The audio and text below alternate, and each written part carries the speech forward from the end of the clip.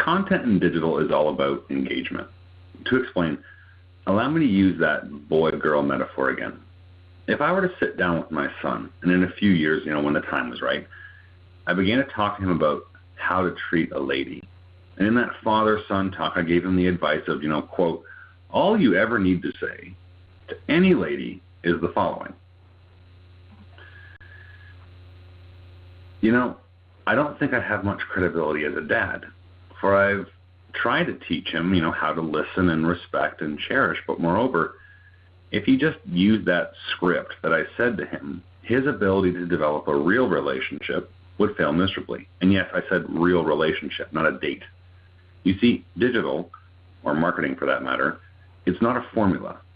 It's a process, and as I've been trying to get you to see, it's different than what I used to do, or that we used to do, or that the way we used to do it. Digital is not new. But as I've mentioned in other seminars, the one consistent thing across North America and Europe is that brands have spent the past 15 years wrestling with this challenge of digitization and closing that gap to real engagement. The marketing directors who are real and honest will often admit this. They'll say, they know they need digital, but they don't really know how to do it or what to do. Their stumbling is a symptom. The problem is because brands don't really know their customer and they don't know how to converse or have conversations with them. Through you, that's about to change.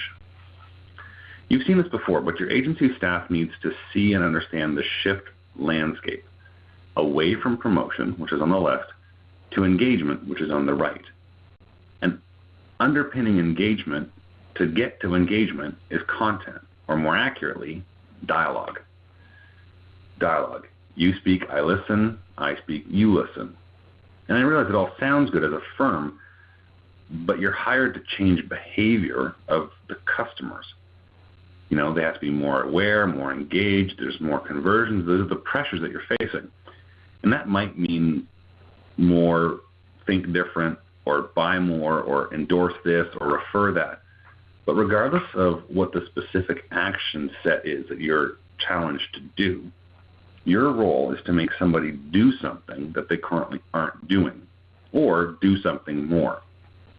The key question then, how do we use content to achieve this, and how do we use content to sustain it? The critical strategy component for content planning that enables customer-centric marketing is called behavioral economics. Somewhere probably back in the 9th or 10th grade or somewhere in there, we all sort of learn the fundamentals of Keynesian economics. And trust me, I'm not going to go through all that, but it's really, really simple. It looks at price in terms of one scale and looks at quantity in terms of the other scale, and there's a relationship between them. And then overlaying that, there's that magical supply and demand curve, and then there's that silent hand that fits in there. And at a base transactional level, many of these practices hold true, but at the core, it rests on a framework of rationality. When X happens, Y will follow. And you see this very prevalent in many businesses and how they approach brands today. Again, you've seen this before, but what happens is they logically think, well, because I have this best in class, and because people are going to want it, they're going to therefore purchase it and use it, and there, of course, sales will grow. But as we've discussed, that doesn't work. It isn't the case consistently. And of course, the why behind that is people are not rational. Enter behavioral economics. Why do people actually buy things? Factoring real-world drivers, we talk about in the profiling course, around insights and emotions and motives. In the most simplistic term, behavioral economics looks at the demand curve and unpacks why. Moreover, it unpacks and unfolds that demand is not rational or logical. Ultimately, if you see behavioral economic principles and if you understand them, you can use them to radically increase the effect of what you're doing as a business and as an agency and as a personal marketer. If you want to realize engagement through enabled dialogue, you have to understand the why of people. That's the critical fundamental thing that we're going to look at. We've shown you this too before.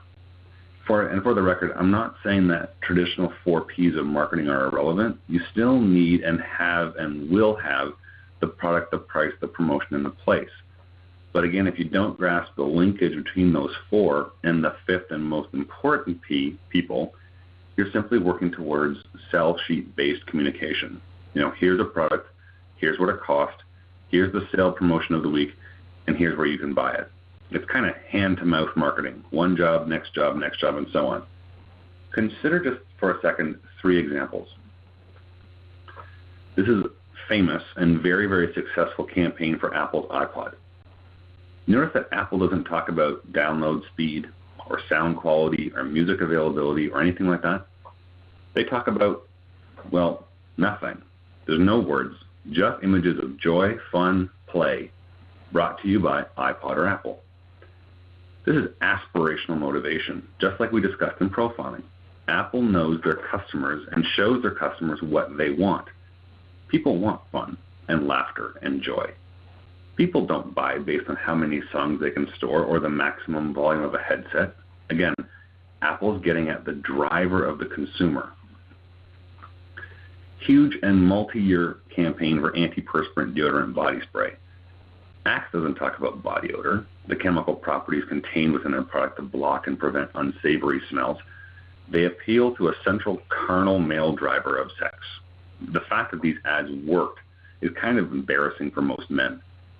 Aspiration and sadly purpose for some men, but they're getting at, again, not features, they're getting to the driver behind the consumer.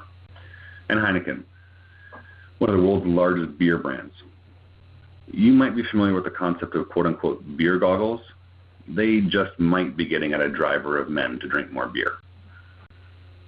And BMW, a classic driver move from these guys.